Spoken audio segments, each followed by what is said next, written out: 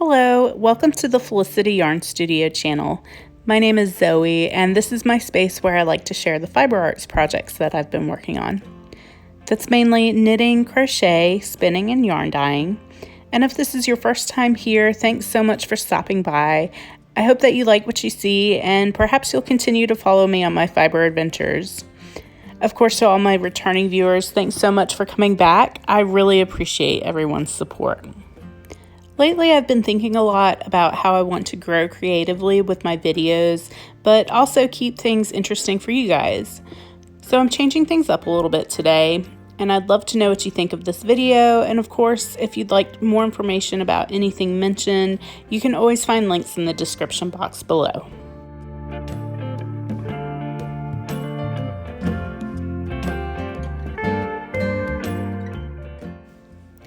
While I have been working on a variety of projects since I last spoke with you all, I wanted to really focus on sock knitting today. Yes, socks, those tiny sweaters that you knit for your feet. I wanted to share my most recently finished pair and a bit of my sock journey and the memories that are entwined with these projects. I know that sock knitting isn't for everyone, and I probably won't even be able to cover all of my thoughts in one video, but it's where my mind keeps returning lately, and maybe I can convince someone out there to join Team Sock. So why socks? I think I'm constantly amazed at how knitting something that is essentially the same pattern over and over still manages to stay interesting to me and so many other knitters. Everyone needs socks. They're utilitarian, but also a creative outlet with endless possibilities. I've knit so many of them now that I forget how intimidating they may seem to a new knitter. But once you've mastered the mysteries of turning a heel or developed your own personal sock recipe, there's really nothing holding you back. To me, socks are the ultimate confidence booster in your knitting.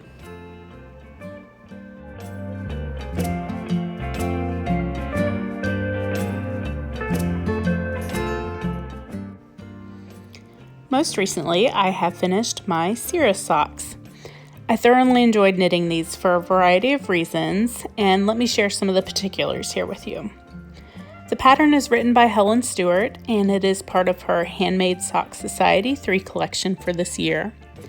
It's a textured leg pattern with a mix of a slip stitch and some simple lace rows. The patterning went by much quicker than I expected, and I had no trouble memorizing this part of the pattern. I did use a US size 1 or 2.25 millimeter needle, and I knit mine in Gray Sheep Yarn Co. in their Steinfine Sock 4-ply base. It's a 90% non-superwash wool with a 10% nylon added in there, and the colorway I used is called Gray Day. So I hope that you all will bear with me for a moment while I sing the praises of this yarn. The colorway is so subtle, but incredibly stunning in person.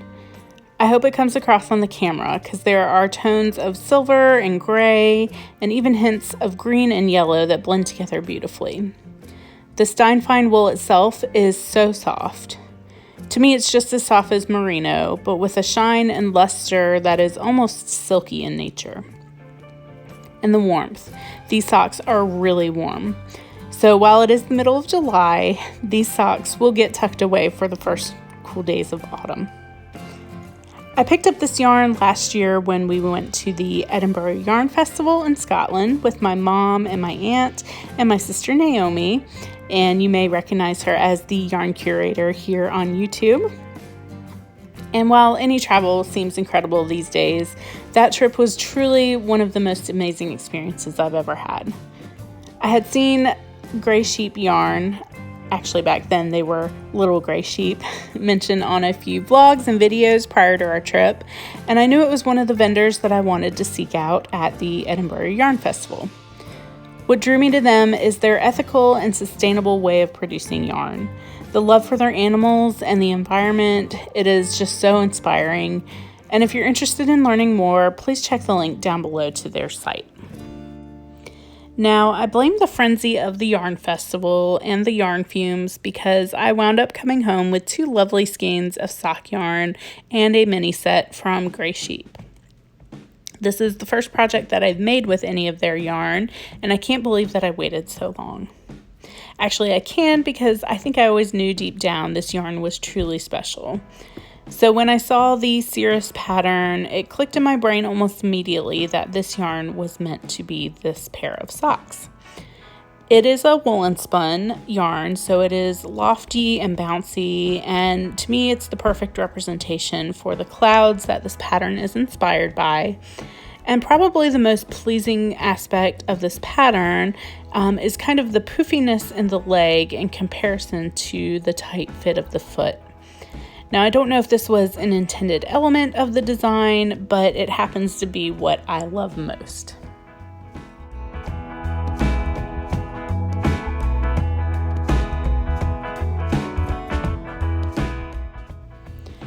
While knitting on these socks has been an absolute pleasure, it's been remembering our time in Edinburgh with each stitch that makes them so special to me. The chocolate is long gone, and my precious tea from Scotland is dwindling, so I wholeheartedly advocate for the single souvenir skein purchase. As evidence, I present to you Exhibition B, a now finished pair of socks, but originally another skein that I picked up at EYF. This is from Ushitita in the Squirrel Kids colorway, and I am not normally a sparkle yarn person, and these colors are not near what I would normally go towards, but I absolutely had to have this skein when we were standing in their booth at the festival, and I wound up caking up the yarn by hand, and I cast on these socks a day or two after the festival while we were still in the city. I love that I'll always get to think about the day that I knit these on the tour bus that took us to see the imposing Kelpies Monument, the moody shores of Loch Lomond, and our tour of Stirling Castle, which was absolutely incredible. And while I finished these socks when I got home, to me it's always such a tiny thrill to remember that they have been knit on 2 continents.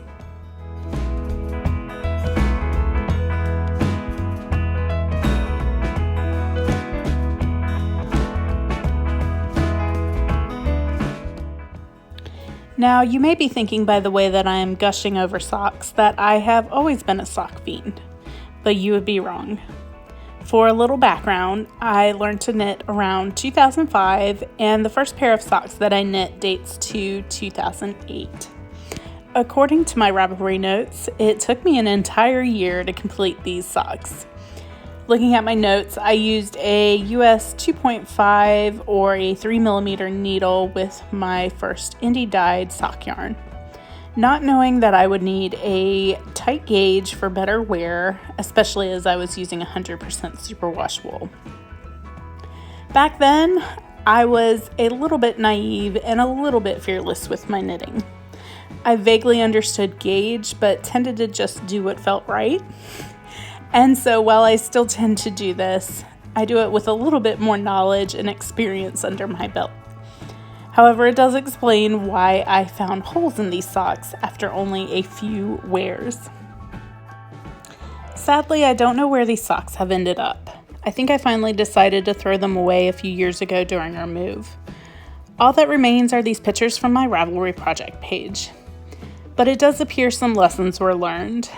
Fast forward to 2011, and here we have my second pair of socks. This time I had discovered self-striping yarn. I remember being sucked into the hype around the colorway as it was inspired by the show Grey's Anatomy. You know, back when Grey's Anatomy was still a halfway decent show.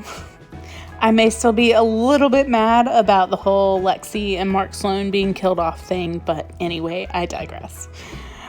I think I had heard of Magic Loop at this point, but I was still pretty stubborn and kept using DPN since I was comfortable with them. However, thankfully, I had moved down to size 1 needles at this time.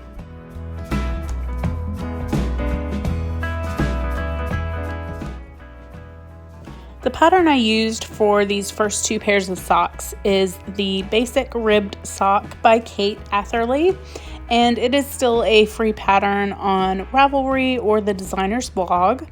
You'll be happy to hear that this pair only took me 6 months to complete, and that's all I have recorded in my notes on Ravelry. Unfortunately, these socks don't get quite as much love as they should, and that is due to the toe closure. They're just cinched shut, and I still have a bit of this yarn somewhere amongst my scraps, and I have grand plans of Kitchenering the toe shut one of these days.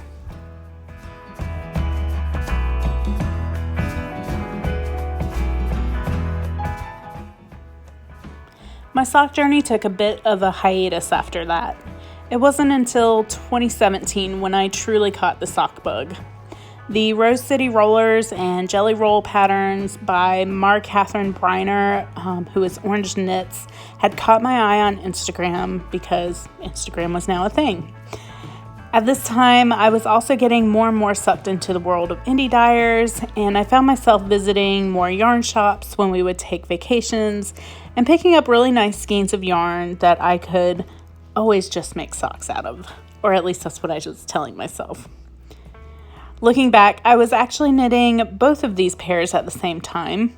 They were both started in February of 2017, and I finished the rollers in May and the jelly rolls in June of that year. The yarn for the rollers is from Spun Right Round in the chalkboard colorway, and the green on the jelly rolls is a Koigu color, and the pink is from Spun Right Round as well. It's in the Kiss and Tell colorway. Now, at this point, I was only still using DPNs and vehemently against Magic Loop after trying it for other knitting things.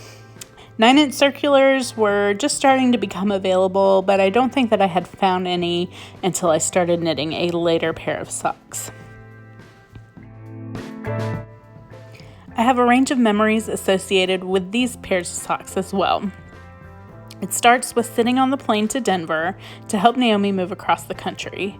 I'm stitching away on my socks when I realized that I left my coat in North Carolina. It was 17 degrees and snowing when I landed.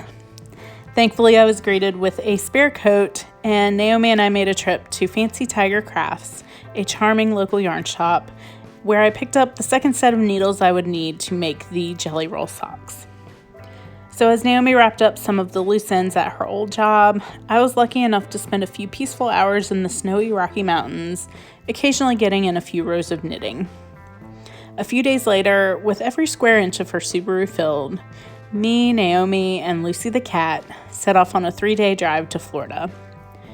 There were lots of laughs, one giant egg somewhere in Kansas, a little crying, and only one major squabble along the way. Oh, and one incident of a cat who didn't want to leave the box spring of the hotel room halfway there. But we made it, back to the land of swaying Spanish moss and to the beaches that we grew up on. Sadly, I would be back in Florida about a month later, as we had an unexpected loss in our family. I was still knitting those same socks, and they filled the long hours on the road back and forth. And while knitting can't heal every wound, it does provide some salve for the injured soul. Having a quiet moment to look forward to, even in the midst of grief, was a true comfort. I think that's part of why I love knitting socks so much. Not only the physical act calms me and brings me comfort, but also the finished product feels like a tiny woolly hug on my feet. Since then, I have knit about 18 more pairs of socks. Some were gifts, shown here first, but the rest live in my box of socks. Please excuse any dirty-looking ones that may have flashed by. They're clean, I promise, just stained on the bottom by my favorite pair of winter boots. Over the years, I've gone from using double-pointed needles to 9-inch circulars, and I finally gave in recently to a magic loop so I could knit 2 at a time socks. Because second sock syndrome is real. The only other cure that I found is just to immediately cast on your second sock. Otherwise, it's never getting knit. So while Magic Loop 2 at a time is now probably my favorite way to knit socks, in general I prefer cuff down because the magic of a Kitchener toe at the end is just really satisfying. But I have to admit, Judy's Magic cast on for toe up socks is also mesmerizing in its own way. One of these days, I'll make a more technical video about how and why I like to knit my socks the way that I knit them, But for now, I just wanted to write this love letter of sorts. Every time I knit a pair of socks, it feels like the quest for the perfect pair. Yet I love them all, each and every pair. The wonky ones, the ones in workhorse yarn, the ones in stunning indie dyed yarn, the scrappy ones, the shorties, the slippers. The utility of socks is what draws me in, but it's the endless possibilities that keep me coming back for more. I'm feeling this even more so as I've taken up spinning recently. Currently, I have started a fairly ambitious spin for me, and I'm spinning a braid that I plan on knitting a pair of socks with.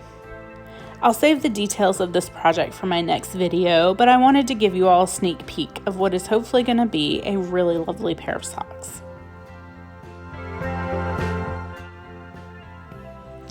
So fiber friends, I'm going to wrap this up by saying thank you so much for watching and listening today.